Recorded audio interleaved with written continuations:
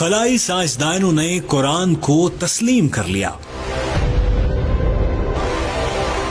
فرشتوں کی آوازیں ریکارڈ آپ بھی سنیں.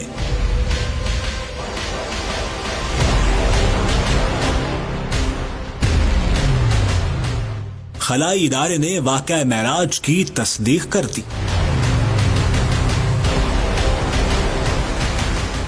اللہ پاک ہی ہے جو انسانوں کو علم عطا فرماتا ہے، کائنات کے کئی راز افشا کراتا ہے. جوں جوں خلا میں تحقیق کرنے والے سائنسدان ستاروں کے جہاں میں داخل ہوتے جا رہے ہیں، انہیں آخری آسمانی کتاب قرآن پاک کی ایک ایک آیت پر یقین کامل ہوتا جا رہا ہے. خلائی سائنس پر کام کرنے والے ادارہ ناسا کے سائنسدانوں کے پاس کائنات کے ایسے راز افشا ہو رہے ہیں کہ ان میں بیان کرنے کی ہمت پیدا نہیں ہو رہی ہے. ایسا ہی ایک راز اللہ کے فرشتوں کے بارے ناسا کی ابتدائی تحقیق میں سامنے آیا ہے، جنہیں انتہائی جدید اور انتہائی حساس آلات سے ریکارڈ کیا گیا ہے.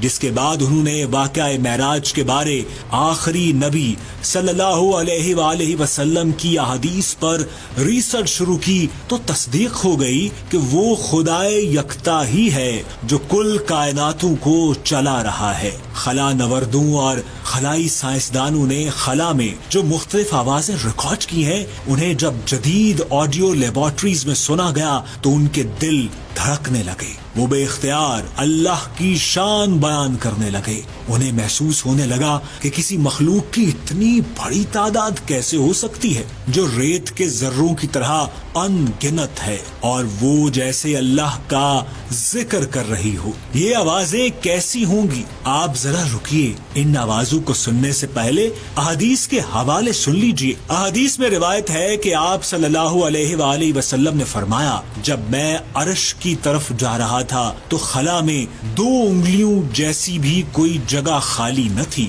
جہاں فرشتے نہ ہوں، اور ان تمام فرشتوں کا کام ہر وقت اللہ کا ذکر کرنا ہے. یہ اسی ڈیوٹی پر مامور ہے.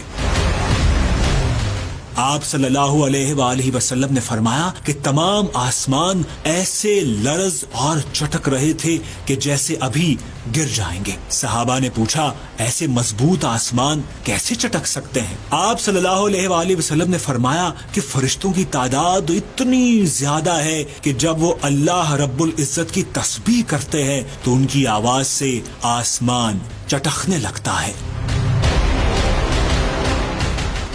سائنسدانوں کا خیال تھا کہ چونکہ خلا میں کوئی ایسا مادہ موجود نہیں ہے کہ جس میں آواز سفر کر سکے، اس لیے خلا میں کسی بھی قسم کی آواز سنائی دینے کا تصور بھی ممکن نہیں تھا، اور خلا میں جانے والے اس کی تصدیق بھی کرتے رہے. جب خلا کے لیے تیار کیے گئے آلات جدید ٹیکنالوجی سے مزید حساس بنا لیے گئے تو سائنسدانوں نے خلا کی آوازوں کو ریکارڈ کرنے کا ارادہ کیا. وہ اس کام میں کامیاب ہوئے. لیبارٹریز میں ان کو سنا گیا. کچھ سائنسدان چونک گئے جب انہیں محسوس ہوا کہ یہ آوازیں ایسی ہیں جیسے اربوں کھربوں لوگ ایک ساتھ ذکر کر رہے ہوں. اس کی تصدیق کے لیے بھی انہوں نے قرآن اور حدیث سے حوالے تلاش کیے تو انہیں مل گئے، اور پھر انہیں احساس ہوا کہ ممکن ہے یہ فرشتوں کی آوازیں ہوں، کیونکہ خلا میں ہوا تو موجود نہیں ہے جس کی آواز ان حساس آلات میں ریکارڈ ہو سکے. وہ آواز کس کی تھی؟ ذرا آپ بھی سنیں.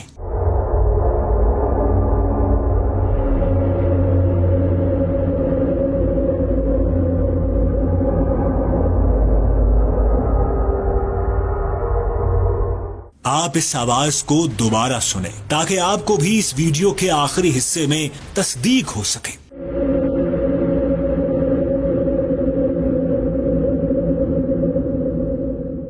اس آواز کے بعد سائنسدانوں نے ایک بار پھر اسلام اور مذہبی کتابوں پر ریسرچ کی تو انہیں معلوم ہوا کہ قرآن پاک اور حدیث میں ذکر ہے کہ ہر مخلوق اللہ کی حمد و ثنا میں مصروف رہتی ہے. احادیث سے معلوم ہوا کہ لاتعداد فرشتے ایسے ہیں جن کی صرف ڈیوٹی یہ ہے کہ ہر وقت اپنے رب کی حمد کریں گے. اب سوال یہ پیدا ہوتا ہے کہ یہ آواز زمین تک کیوں نہیں پہنچتی؟ تو اس کا جواب ہے کہ اللہ پاک نے کوئی ایسا نظام پیدا نہیں کیا جو آواز خلا کی حدود سے باہر نکل کر زمین تک آ سکے، ورنہ سورج کی آواز اتنی خوفناک ہے کہ اگر وہ اپنی حدود سے باہر آ جائے تو تمام جاندار خوف سے مر جائیں۔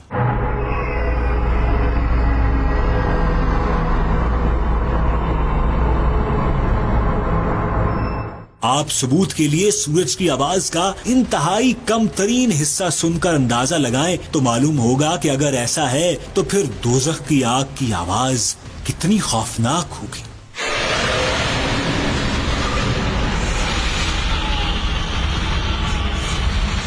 جوں جوں سائنس ترقی کر رہی ہے، دنیا کا اسلام پر یقین بڑھتا جا رہا ہے۔ زمین، سمندر اور خلا کے بارے جو تحقیقات اب سامنے آ رہی ہیں، سائنسدان حیران ہیں۔ قرآن پاک اور آخری نبی صلی اللہ علیہ وآلہ وسلم نے 1400 سال پہلے ان حقائق سے پردہ اٹھا رکھا ہے۔ ناسا سے وابستہ سائنسدان یہاں رکے نہیں، انہوں نے ریسرچ کو مزید تیز کیا۔ ایک سائنسدان نے جب ان آوازوں کی فریکوینسی کو الگ الگ کر کے سنا تو حیران رہ گیا کہ یہ کسی مخلوق کی آواز ہے۔ انہوں نے ان آوازوں کو بار بار سنا اور ان کا ایمان اس بات پر پختہ ہوتا گیا۔ سائنسدانوں کا کہنا ہے کہ وہ تو سائنس کے اس مرحلے تک پہنچ چکے ہیں جب وہ خلا میں موجود لاکھوں کروڑوں سال پہلے انسانوں کی آوازوں کو ریکارڈ کرنے میں کامیاب ہو جائیں گے تو خلاؤں میں موجود لائیو آوازیں ریکارڈ کرنا زیادہ مشکل نہیں رہا۔